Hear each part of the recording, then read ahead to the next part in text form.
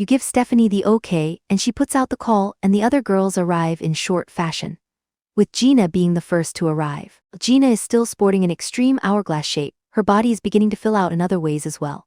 Her thigh gap has disappeared as they begin to fight for space next to each other. Her tight jeans cling to every fold and crease near her belly, showing the fat that has begun to accumulate on her lower half.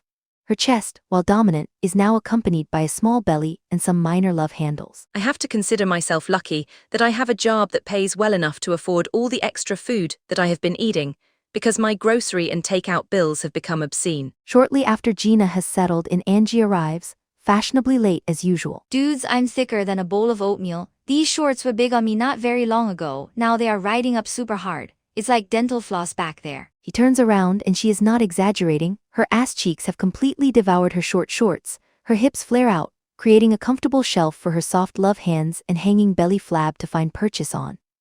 She gives a meaty thigh a slap, and the impact ripples through her lower body. When we are done here, I'm going out for a triple thick milkshake. It will be like thematically appropriate or something. You should come with Doc, she says, giving Gina a wink. Now that everyone is here, there is no time like the present to. After overcoming the trials of the Sorceress Tower and retrieving the gem, your party has gained a bit of notoriety within your adventurers guild. Your party has been paid a handsome sum of money from the guild in exchange for the gem, which is being held for safekeeping, while an interested buyer comes to purchase it. With your pockets lined with gold, you decide to treat the guild hall to a round of food and drinks. When you come into focus, you're seated at a long banquet table, a plate piled with salted grilled meats, fresh fruits, and a tall flagon of ale. Stephanie is seated beside you, though her head only reaches halfway up your arm, and her feet can't reach the ground from her perch on the wooden bench. She is nibbling on some freshly baked bread that she dips into a shallow dish filled with a deep brown liquid. Across from you, Gina still seems to be coming out of her stupor as well. Though apparently her character had already made her way into a couple slices of minced meat pie, her glass seems to be filled with a simple wine, the bottle standing uncorked just slightly to her side. Angie is messily bringing large strips of cured pork belly to her mouth by the fistful, and tears them with her fangs. A comically large cheese wedge is next to her with obvious bite marks taken out of the top and side. She grabs her glass, which looks gigantic in her small goblin hands, and tips it to her mouth, pulling large gulps from the glass, and beer trickles down her chin and leaves a noticeable wet stain on her chest band. She sets the glass down and lets out a tiny belch. So what now? Angie asks, taking her fork and skewering a thick strawberry. Normally the game drops us off in the middle of a quest, but instead we're just... She stuffs the strawberry into her mouth and bites down on it. A small bit of juice drips down the corner of her mouth. Is stuffing our fat factious? You do feel like something is off. You know that Ophelia wouldn't just bring you into the game to enjoy a nice meal. There has to be some reason for this. You eye your food suspiciously. Maybe the food is poisoned. At your words, Stephanie drops her bread onto her plate and pushes it away from herself, reaching for a glass of water. What, do you really think that off? I mean, the developers would do something like that? She stammers. I don't think that's the case. Gina says calmly, takes a forkful of her pie and takes a bite. You two have already been eating, and it looks as if Aubery and myself also were before waking up, so we should be safe. Angie rips a leg off a turkey and douses it in gravy before sinking her teeth into it. May, if it is, I can imagine worse ways to go out. Eye the room cautiously, still feeling the lingering sense of unease that Ophelia's scenarios have instilled in you. The joy and revelry around the hall seems genuine enough, but you know better than to take anything at face value in one of her campaigns. The smells of roasted meat, fresh bread, and spilled ale fill the air, blending into a heady aroma that would normally set your mind at ease. But today, it only heightens your alertness. Enjoying the feast, laddies. A gruff voice suddenly asks from behind you, making you jump. You turn to see a burly dwarf with a long braided beard, his chest heaving as he drops 2 large barrels of ale down on the ground by your table, causing the plates and cups to rattle. You're Jivinda, guild a good name. Help yourselves. He adds with a hearty smile. The others cheer and quickly start filling their cups. Gina raises her goblet. I don't know about the rest of you ladies, but I am interested in finding out just how realistic the food tastes in this simulation. It will be nice to eat of our own volition for once. Stephanie and you raise your glasses in cheer, and while Angie interjects, Speak for yourself. Start to relax, thinking maybe this is just one of Ophelia's rare gifts, a simple moment of reprieve before your next challenge. But as you lift your flagon to your lips, a loud crash echoes through the hall, cutting through the laughter and chatter. The double doors at the far end of the room burst open, flying off of their hinges and splintering into pieces as a monstrous figure forces its way inside. The room falls into a tense silence, everyone staring in disbelief as a massive beholder floats into the hall. Its central eye narrows with malevolent intent, and its many eye stalks twitch, each one focusing on a different part of the room. The beholder's voice booms, dripping with venomous anger, a voice that scrapes your ears like metal caught in a blender. Who dares steal what belongs to my master? Adventurers scramble to their feet, knocking over tables and sending dishes clattering to the ground. The sound of a sharpened metal rings as hands go to weapons, but they are clearly caught off guard. You feel your heart hammering in your chest as the beholder's gaze sweeps across the room, finally settling on your table. Its eye stalks flare, each one preparing to unleash a deadly ray. The gem was never yours. The beholder roars, its voice echoing in your mind and shaking you to your core. Return it or face your doom. My master, the great dragon Valkarath, demands it be returned. Stephanie's face turns pale, and she instinctively grips your arm. This is bad. She whispers, her earlier doubts about the food now long forgotten. Gina and Angie, though still chewing on their respective food, immediately tense, their hands going to their weapons. Before anyone can react, the beholder's eye stalks dart in different directions, unleashing a barrage of beams. The beams don't just target your group but also strike the walls and the floor, opening portals from which lesser monsters begin to spill into the hall. They are completely foreign to you in appearance, short, spindly creatures with eyeless faces and razor-sharp teeth that are too large for its mouth. Their legs skittering and scratch along the ground as they pour into the room. The creatures immediately set upon the other adventurers, throwing the room into chaos. Keep your eyes on the grills. The dwarf who brought the ale shouts, rallying the other adventurers. Well, keep the filthy things off ya, but you've got to deal with that. He says, pointing a calloused finger at the floating mess of eyes and fangs in front of you. The other adventurers take up arms, fighting back the wave of creatures that have swarmed into the room, but it's clear that they are being pushed to their limits. The beholder, however, floats above the fray, its central eye locked on your group. You can't hide it from me. The beholder sneers. I know it was you who retrieved the gem. Hand it over and I will make your suffering brief. A plate soars through the air and hits one of the beholder's eye stalks, causing it to let out a yelp of pain and annoyance. The plate shatters on the ground, and Angie unsheathes her dagger after lowering her arm. Bitch, you are not the first beholder that I have had to fight in a campaign. I'm just glad I finally get a chance to sneak attack something. She grins, a wild look in her eyes. Make sure to be aware of where it is looking. If you get caught in its gaze, you won't be able to use magic. Stephanie makes sure to provide support. You can use your musical magic to undo most of its status effects. Aubery, focus on damage dealing and protecting others from its damaging attacks. Angie, just go crazy. The beholder's eye stalks begin to glow with ominous energy, signaling the next wave of attacks. This is it, the battle for the gem has begun, and it's clear Ophelia wasn't going to make this easy on you. The beholder's gaze is on Gina, making them unable to use magic this turn. Its eye stalks are looking at Stephanie, and it is preparing to fire its sleep ray. It is Gina's turn. Gina can't cast spells while in the gaze of the beholder.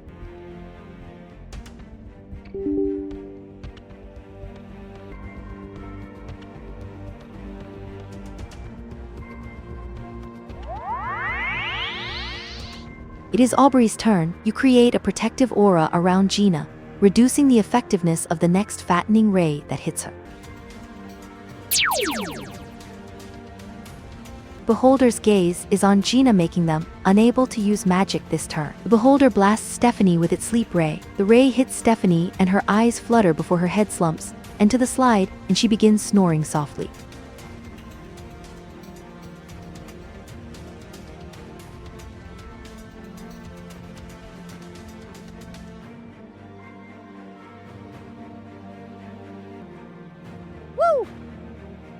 Stephanie wakes up. Stephanie cheers on Angie from the sideline, filling her with inspiration. She is more likely to land her next attack.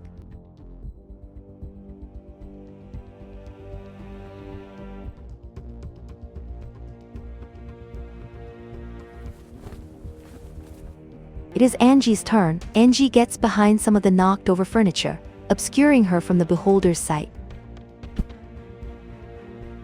Angie lunges from her hiding spot, but the beholder sees her approaching and is able to get out of the way of the swing of her dagger. Angie shouts in frustration. Just let me stab you, you coward.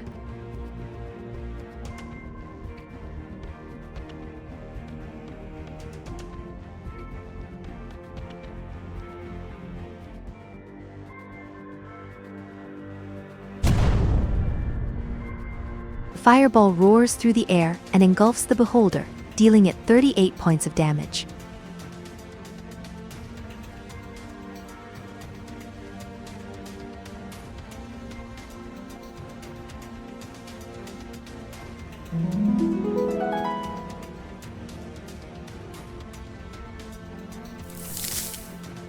Angie grabs a handful of dirt and dust off the ground and threw it directly into the eye of the beholder. It begins to blink uncontrollably, no longer able to focus on Aubery. The beholder is blinded and can't see through its main eye.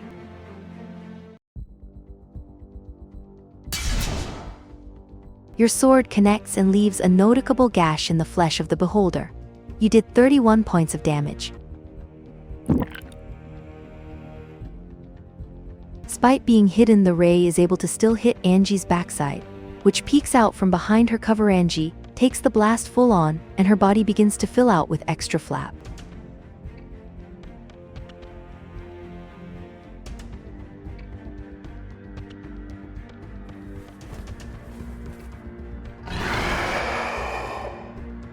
Angie lunges out from her hiding spot and drives her dagger directly into meaty underside of the beholder, causing it to howl in pain.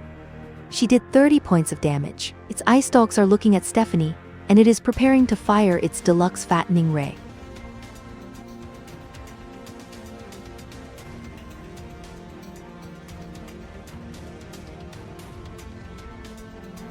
Woo!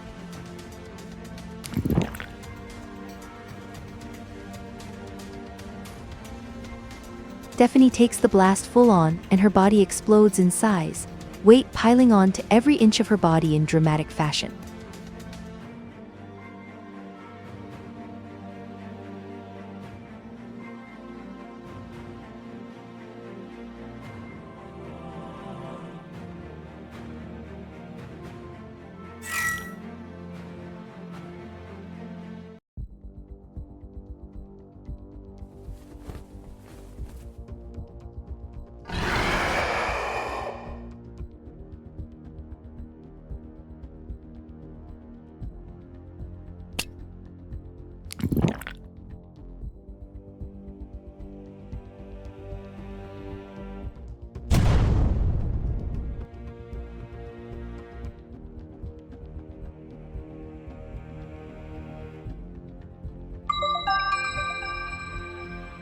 Stephanie casts a spell on herself, and 3 identical spectral images of herself pop into reality, making it impossible to tell which is the real one while in the heat of battle.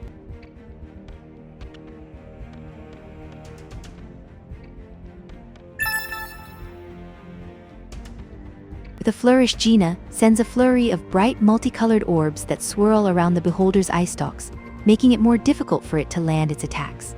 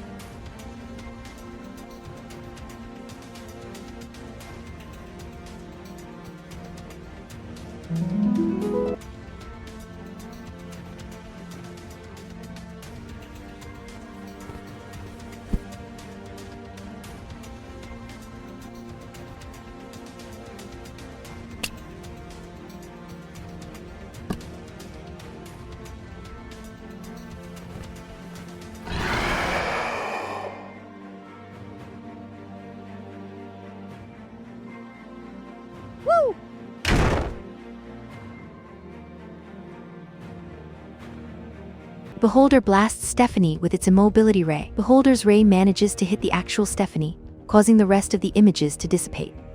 Stephanie takes the blast full on, and you watch as her belly sags lower to the ground, a heavy double belly forming a thick fold of fat forming around her belly button as it reaches the ground.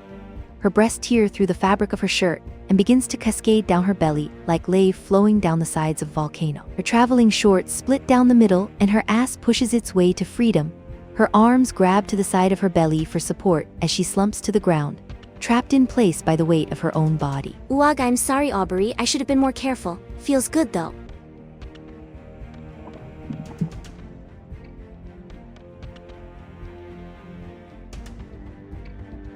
Stephanie is too heavy to move. She rocks back and forth on her belly trying to get back on her feet, but to no avail. Huff, come on, huff.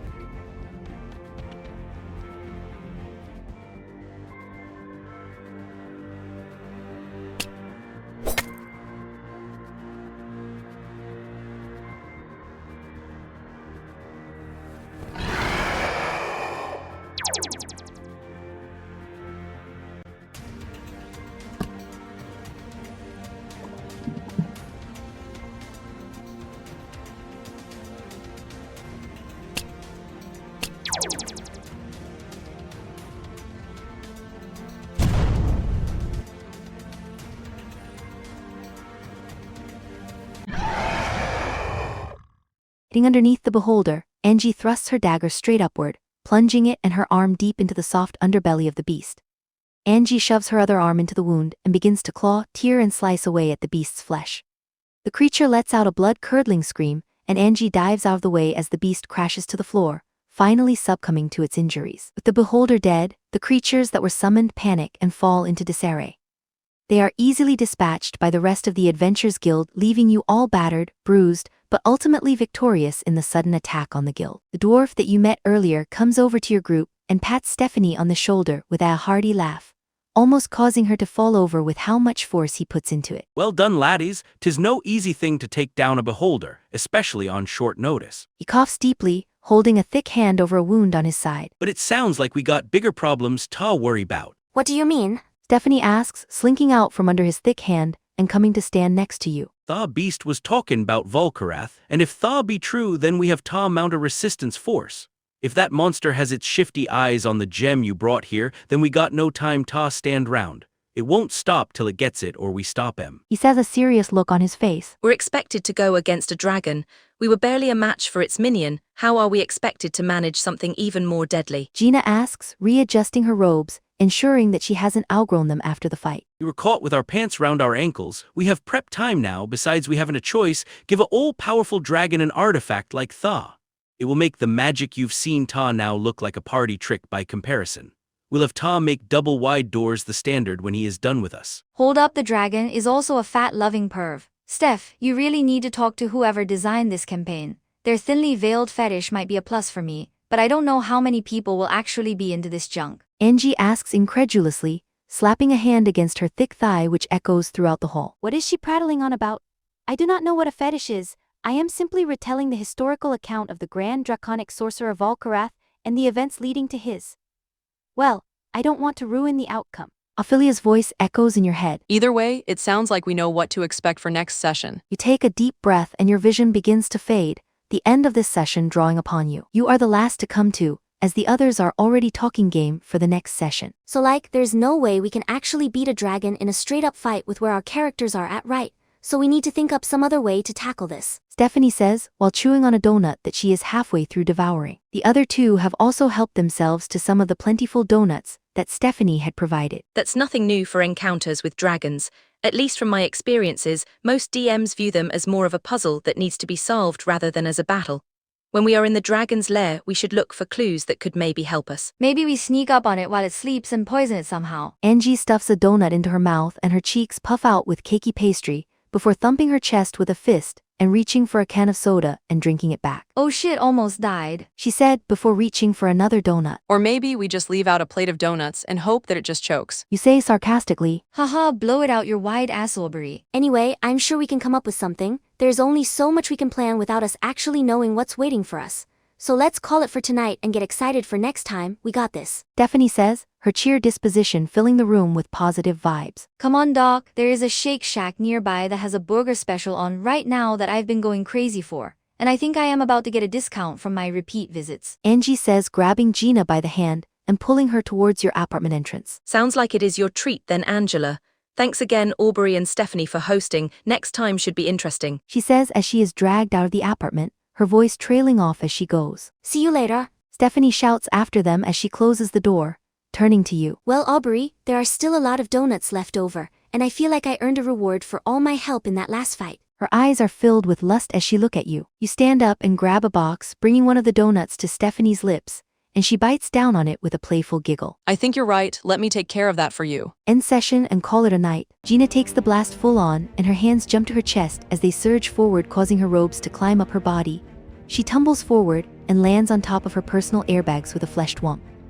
Her exposed rear end is steadily grows rounder and her hips flare outwards. Her legs give out, and they spread out as her ass piles higher on top of them. Her stomach grows saggy and fat-laden, and fills whatever space it can between the underside of her chest, the flab of her hips. She has to crane her head back in order to not be speaking directly into her breasts. Sorry, I won't be able to help like this. Gina is too heavy to move, pinned to the ground by her heavy breasts and gargantuan booty. I don't think embarrassing is strong enough to describe what I am feeling right now. Aubery takes the blast full on and her body grows and spreads. Her belly reaches to the ground and then begins to pile on it. Her ass explodes out of her pants and her armor clatters to the ground as her arms, back and chest become too large to contain.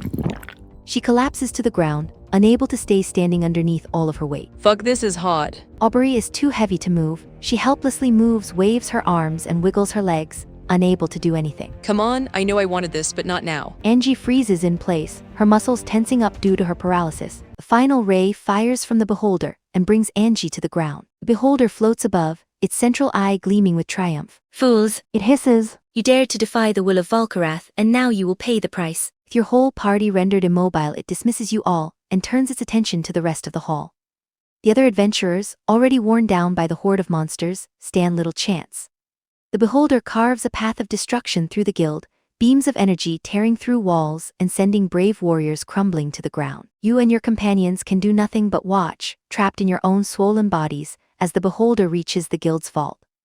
It easily forces its way inside, and moments later, it emerges with the gem, a brilliant, radiant stone that seems to pulse with life in the creature's grasp. Volkarath will be pleased. The beholder murmurs, almost to itself, before turning and floating back through the ruined hall, not even giving you a passing glance as it leaves.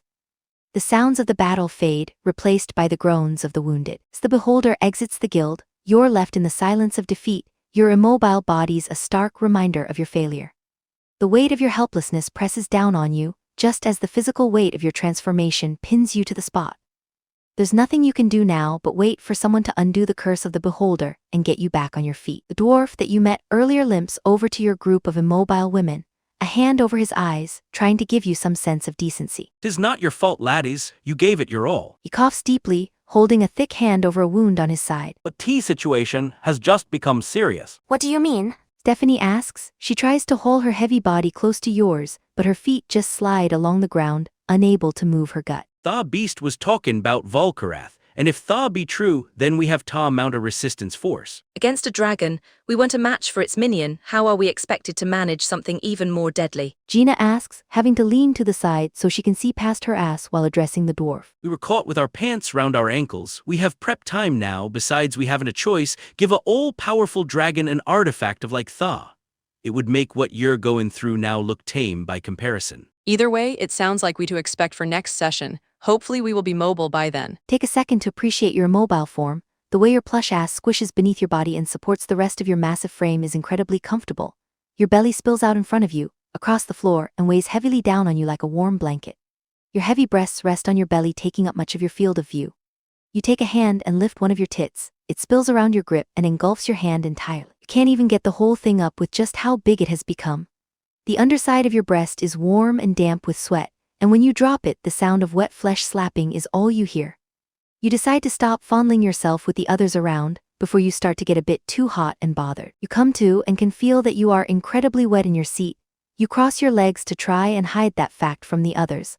But Stephanie knows you too well, and she gives you a cheeky smile and pokes you in the arm. We can take care of that later. She whispers to you. Both Gina and Angie get to their feet and begin to stretch and move about. While becoming a helpless blob with a giant ass that can trigger the Richter scale is fun and all while in the game, don't think I could live like that all the time. You know that it's not worth lying to a psychiatrist, right? I can tell. Gina says, weaving her fingers and stretching her arms above her head, letting out a strained groan. The way you were going at it in game tells me otherwise. Hey, you don't get it. When I am a goblin, I have all these weird instincts that I have to act on. If I don't, I get a real bad headache. I'm not just role-playing in there. Well, I can't disprove that, but excuses tend to just be a way to hide the truth beneath the surface. Gina's stomach groans. Though after all the tasty food that we got to try and game, I could really use a meal. Same, come on Doc, there is a Shake Shack nearby that has a burger special on right now that I've been going crazy for. And I think I am about to get a discount from my repeat visits. Angie says, grabbing Gina by the hand and pulling her towards your apartment entrance. You're not beating the allegations, Angela. Thanks again, Aubery and Stephanie, for hosting. Next time should be interesting. I'm not sure how we are expected to deal with a dragon, but it should be fun to try at least. She says as she is dragged out of the apartment, her voice trailing off as she goes. See you later. Stephanie shouts after them as she closes the door, turning to you. Now, why don't we get started on working out some of that built-up tension you got going on over there? She asks, her eyes filled with lust as she sticks out her tongue slightly. You open up your legs and meet Stephanie's gaze. Well, if you insist. Are truly beginning to grow jealous of how the weight is settling on Gina's body. For every inch that lands on her waist, at least another dozen finds its way between her chest and hips. The thing that is wildest to you is that Gina puts basically no effort into trying to flaunt her figure. She continues to wear form-fitting clothing that comfortably covers every inch of her body. If nothing, she is an obstinate professional when it comes to her appearance. I wonder what is in store for us today. Angie is fully swayed by the fat lifestyle at this point. She has upsized her clothes so that they still function, but they are still too small for her if her struggling shorts are any indication. The slits along the side are stretched past their normal limit, slight frays in the fabric beginning to form as her chunky thighs and wide ass do their best to destroy their integrity. What's up, fellow fatties? She says, pinching a flab of her belly. Am I doing this right? Nah, don't bother answering, I know I am. I totally get why you live like this, Aubery. I get to eat what I want when I want and I just get hotter from doing it. It rules. You give her a smile. Yeah, it does. Now don't call me a fatty again, shitbag. Huh? Gina's hip bumps into the side of your apartment door as she comes in. Ouch, sorry, this has been happening more and more often lately. I still haven't gotten used to my new size yet. This doesn't surprise you considering just how fast she has been blowing up. While Ophelia told you that there wouldn't be any physical harm caused to you all with her magic, it is safe to say that Gina's mentality has clearly been altered due to her exposure. You think back to your initial meeting with her, and how she politely refused the snacks you offered. And now she stands in front of you thrice the woman she was before, constantly talking about her fixation on food. Angie's belly is taut as she comes in. The sounds of it digesting a freshly eaten meal are impossible to ignore. Hey gals, we are boycotting the fried chicken place on Main Street. Sorry to inform you this way. The cheapskates refused to serve me a fifth order of food, just because I was making a scene and some customers were disgusted by my eating habits, and please stop yelling at the baby. It's only going to scream more if you do that. Bunch of prudes over there. You aren't missing out on much. You have to wonder just how many places Angie is blacklisted from. You doubt this is her first time. It is the return of Big Aspirations. This was the path where you defeat the Tower of Fat and get the Fatcoffin, so the beholder comes after you. Next time we are going to see the other path where you fail the Tower of Fat and get imprisoned. In my opinion, it's actually a much better event when you get thrown in the prison, but a lot of the story will need to be cut since it is so exciting. I will do my best to bring it to you, but of course the full version is already out on Patreon.